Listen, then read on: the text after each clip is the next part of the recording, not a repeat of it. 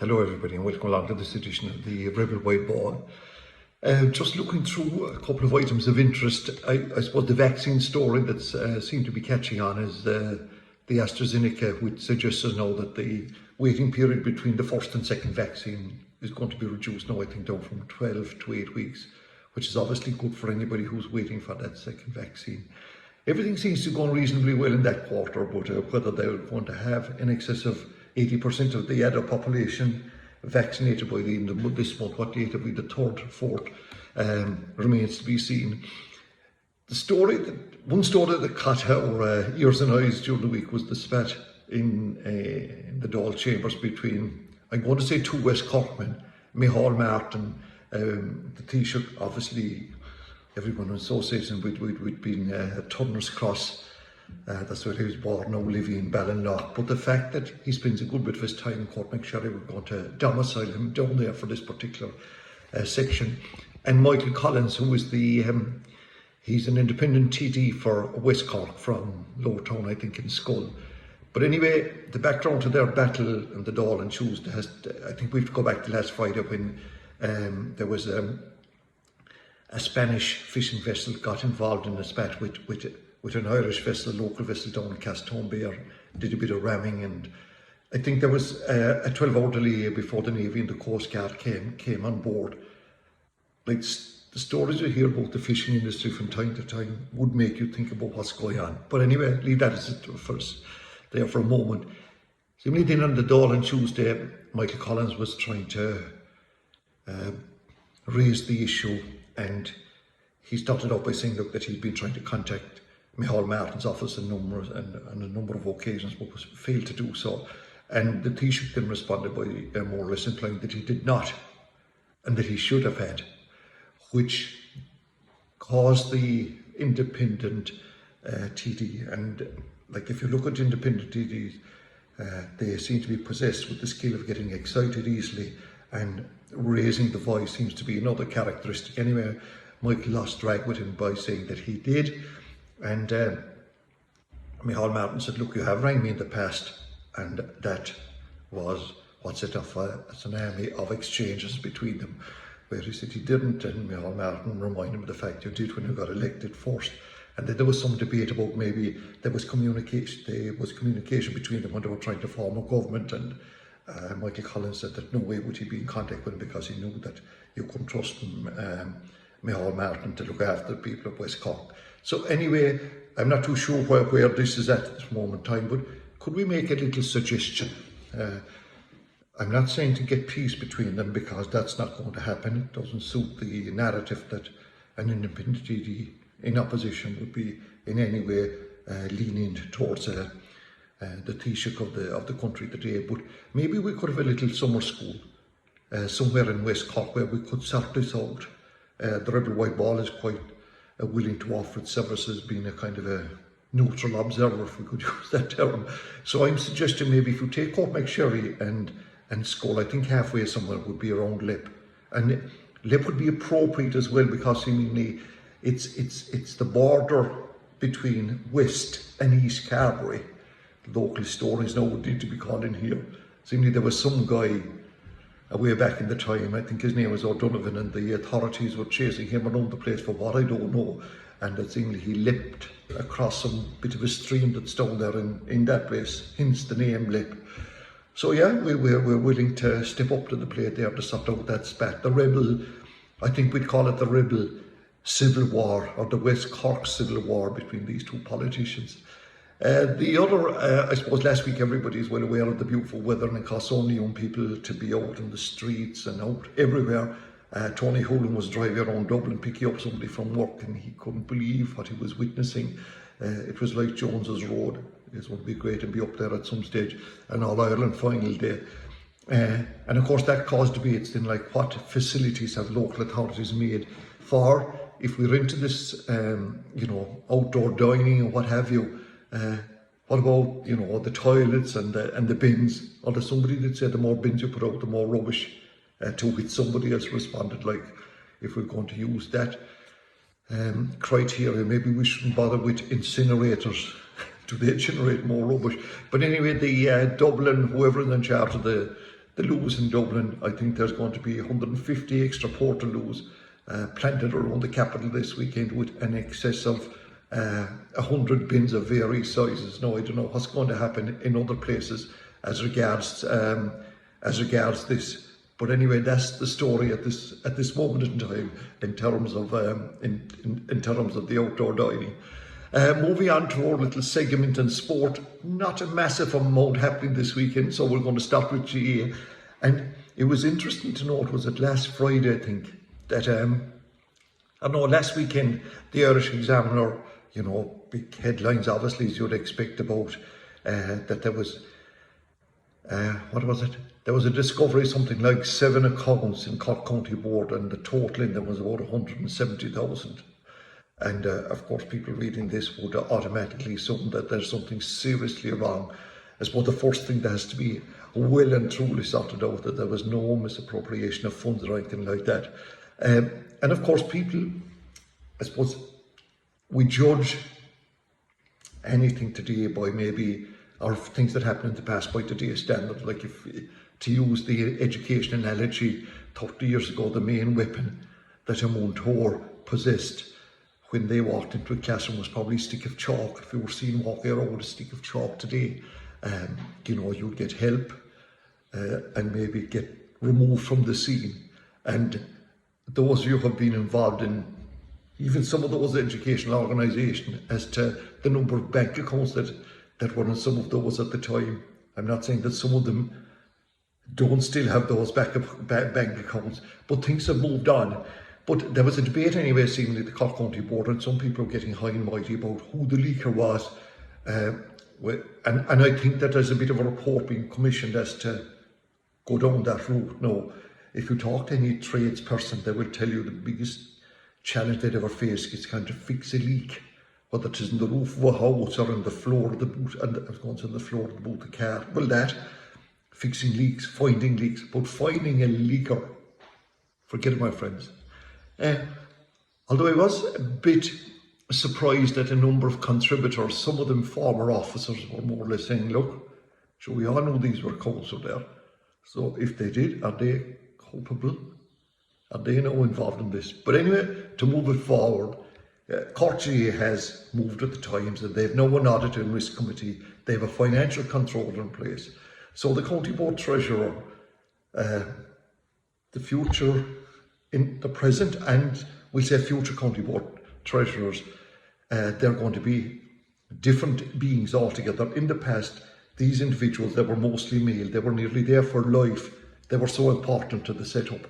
Well, their importance has been completely diminished because the financial affairs are now being looked after by professionals. So all that a County Board Treasurer know, there's no need to count anymore. Sign their name will be the extent of their expertise, I would imagine, going forward. In terms of playing, the Cork hurlers are out, and it's their 4th game in National Hurling League. I told you this before, that there's a series of challenge games, but Cork have been doing well, and they play Limerick. Now, Limerick, on the other hand, have drawn 2 of their games and lost 1. I'm not too sure what kind of action we're going to see in the Gaelic grounds on Saturday evening. It starts at 7:15, because these 2 teams meet in 3 weeks' time in the first round of the Munster Championship, and that's the big game, obviously. And after Saturday night's game, Limerick have only a match against Westmeath, who are already more or less relegated. Cork will have to play Galway, so that would be a competitive enough game for them. So I'm expecting to see a number of changes in both teams. Will they be flat out trying to win it? Not in your life. As you know, like, there's been a bit of a discussion about hurling and the entertainment value of it dropping because of the high number of scores and maybe the freeze and all that. And I noticed earlier Henry Sheffley making the suggestion maybe they should look at the slit or the weight of it, put a bit of lead into it to slow it down a bit. And also he said maybe they should look at something about that long distance freeze shouldn't be pointed anymore. So that basically any free that's taken from a player's own side of the field maybe shouldn't count. Well, it should count, but a score shouldn't come from it. So there's an interesting discussion going on about all of that. The Cork footballers, despite the fact that they beat Clare last weekend, And like, remember now, a Cork team didn't win up there for quite a while, losing 3 league matches previous to that in the championship. I thought they played reasonably okay. And it's where Cork are at. But this football league, unlike the hurling, is seriously competitive and a bit ridiculous in one sense. That Cork, they won 2 of their matches.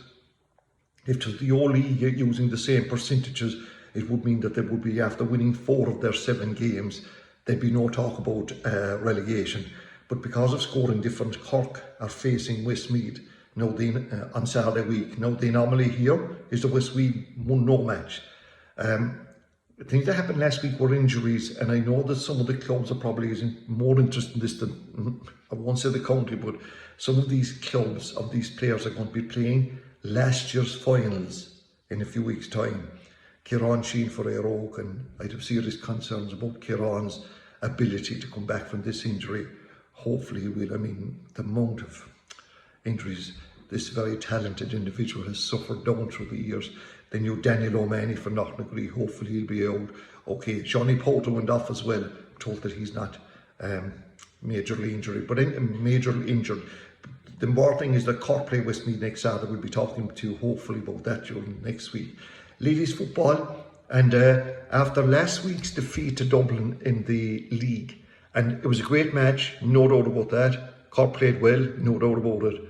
But I think we've also got to say that Dublin are the team to beat, and some of those Dublin players, their strength and conditioning, leads me to believe that they must be eating the same Weetabix as their male counterparts. They are such a powerful side.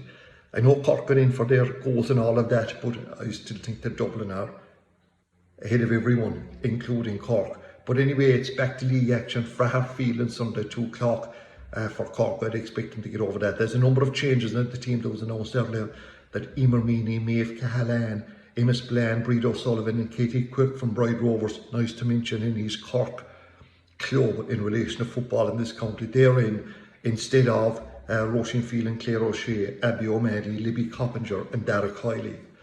In Camogie, the senior team are through to the league semi-final. They'll be playing next weekend, not this weekend coming now.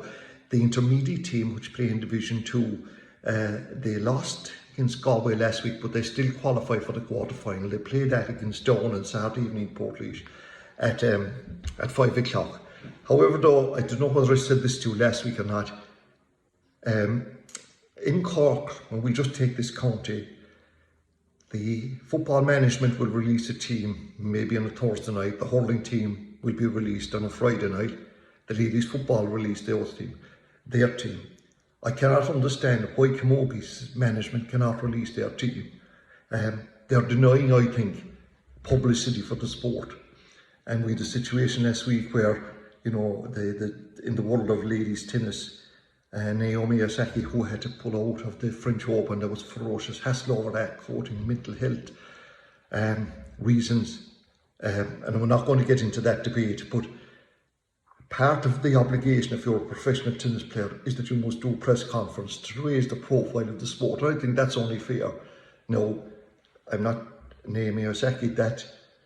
That situation is slightly different, and I know there was outcry that she should have been, that she shouldn't have been made to do that press conference. However, if you check her social media page promoting products, and making statements through her own social media, she doesn't seem to have a huge problem with that. But I'm not going to stand here in judgment that I'm using that as an example in terms of Cork Camogie. And I do think that the team management needs to get their act together and see the value of releasing teams, because, there'll be various journalists and say what you like about them. They'll talk about the team which is released. And so I would think that that's a development that Camogie should look at. Moving to rugby, the Munster team are playing this weekend, and just a couple of things I suppose about the sport is that it just shows, the difficulties with all professional sport, with the lack of money and a number of players released by Munster, like basically it means being laid off. James Cronin was one of them. Another little worrying aspect I noticed earlier on today, this lawyer, Richard Boardman, don't know whether you came across him or not, but he's involved in this kind of class action against the various rugby unions because of brain injuries. You remember the Steve Thompson, the former English player, who has now early, I suppose, the onset of dementia, if you like.